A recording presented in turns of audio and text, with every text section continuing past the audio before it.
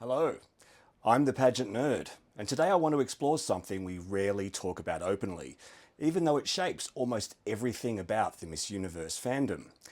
Every year, fans say the same thing. We want fairness, we want transparency, we want less chaos.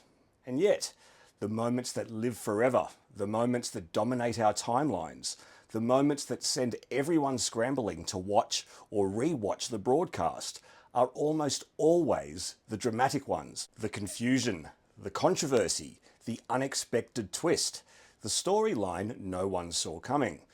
And after Miss Universe 2025, which somehow managed to combine all of those elements at once, it felt like the right time to ask a very honest, very human question. Do pageant fans actually dislike drama, or are we drawn to it more than we admit? Not in a shady way, not in a fans are the problem way, but in a why do we react like this way?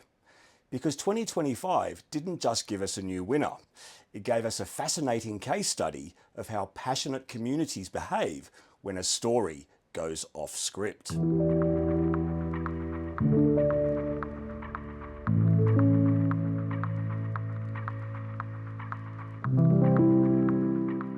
If you ask most pageant fans what they want from Miss Universe, the answers are usually the same. Fair judging, clear scoring, professionalism, dignity, transparency. And of course, well-prepared queens, unrivaled glamour, iconic performances, and inspiring moments. But if you look at which videos get watched the most, shared the most, commented on the most, it's not the calm, procedural years, the straightforward results, or the discussion pieces about how to fix the problems.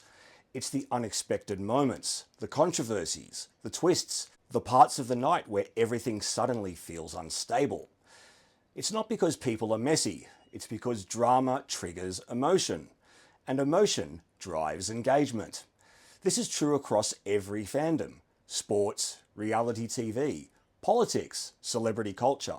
The spikes always come with the moments that break the script. Pageantry just happens to combine beauty, competition, national pride, and live television, which means when drama strikes, it hits fast and it hits everywhere.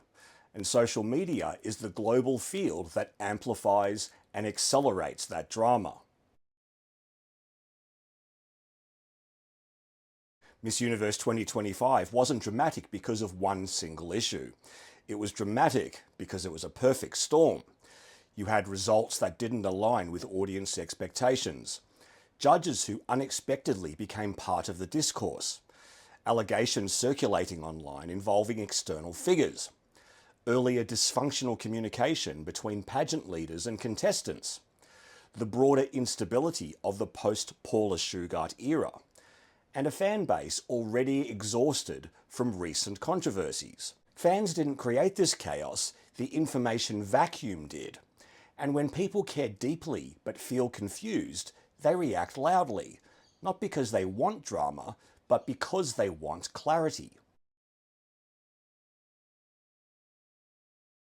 After years of watching this play out, I've noticed that pageant controversies almost always follow the same 5-stage emotional cycle. Let's call it the pageant drama loop. Stage 1, shock. Wait, what just happened? Stage 2, speculation. When explanations are missing, theories fill the space. Stage 3, factioning. Fans choose sides. Countries rally. Receipts drop. Screenshots circulate. Stage 4, content explosion. Reaction videos, edits, analyses, rants, think pieces, everywhere, all at once. And Stage 5, fatigue. This is exhausting. Until the next edition, when the cycle starts all over again. Miss Universe 2025 didn't create this loop, it simply activated every stage at the same time. When you look back at the most iconic, most talked about Miss Universe moments, they're almost never the quiet ones. They're the moments where the story breaks open.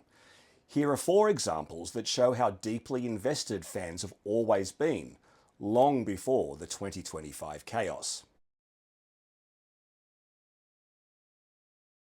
Alicia's reign became an international media obsession when she faced very public, very unfair body shaming, staged weigh-ins, intrusive interviews, late-night jokes.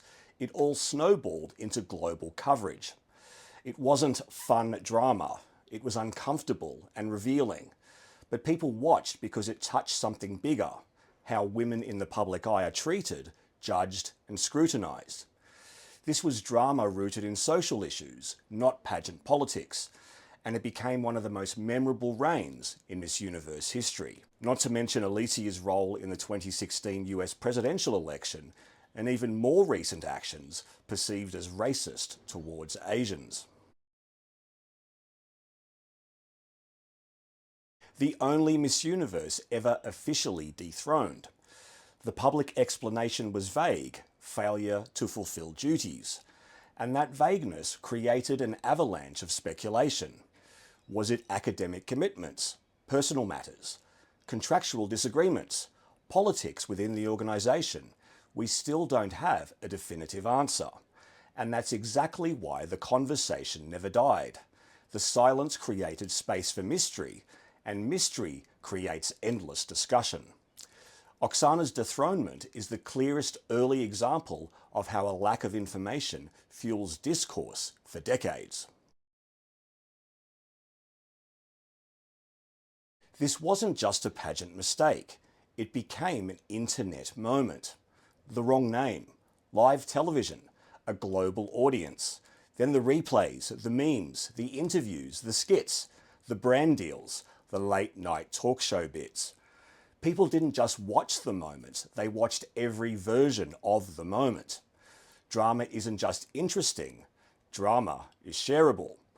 And this moment, which is fast approaching its 10th anniversary, proved it more than anything else in pageant history. Angela's participation as the first transgender Miss Universe contestant sparked an international conversation, one that extended far beyond the stage. People debated identity, fairness, inclusion, representation, tradition, and change.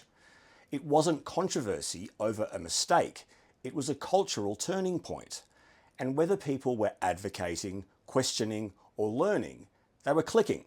They were engaged because the story touched on deeply held values. Drama doesn't always come from conflict. Sometimes it comes from growth. And then there's this year, where multiple narratives competed at once, where allegations, confusion, miscommunication, and online commentary all blurred together, where fans from different countries interpreted the same events in completely different ways, where the organisation struggled to regain control of the narrative. This wasn't targeted drama, it was systemic chaos. And fans weren't fueling it out of malice, they were reacting because they wanted answers that simply weren't provided. Here's the key point. Drama is a sign of engagement, not toxicity. There's the positive kind of drama, the fun, passionate, electrified debates about prelims, gowns, walks, placements, and predictions. And then there's the harmful kind, personal attacks, misinformation, dogpiling. Most fans sit firmly in the first camp. They're excited, not hostile. They're protective, not petty. And I think it's worth saying this gently. Whatever we feel about scoring or placements, it should never fall on the contestants themselves. They didn't design the system, and they shouldn't be held responsible for the parts of the night they don't control. In 2025 especially, a lot of frustration ended up pointed at a young woman who didn't create the circumstances around her, and that's never where the conversation should go. Drama becomes harmful when clarity is missing, when fans are left to interpret chaos without guidance. Which means the solution isn't fans need to calm down.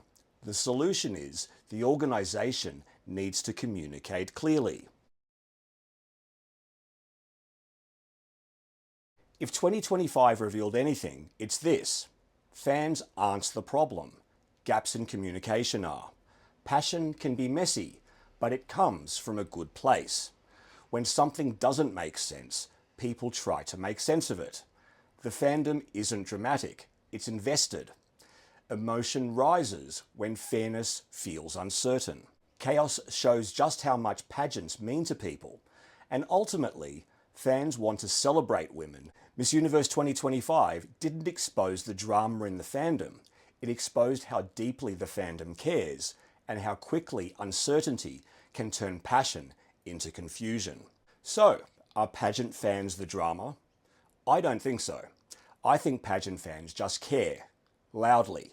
And that loudness is what has kept Miss Universe alive through every era, every controversy, every triumph, and every surprise.